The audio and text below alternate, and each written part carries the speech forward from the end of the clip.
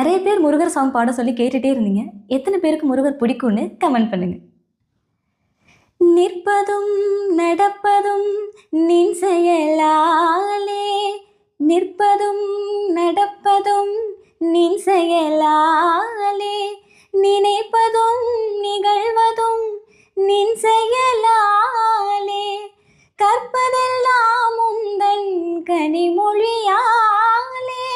காண்பதெல்லாம் உந்தன் கண்விழியாலே, கற்பனை என்றாலும் கற்சிலை என்றாலும் கந்தனே உனை மறவே.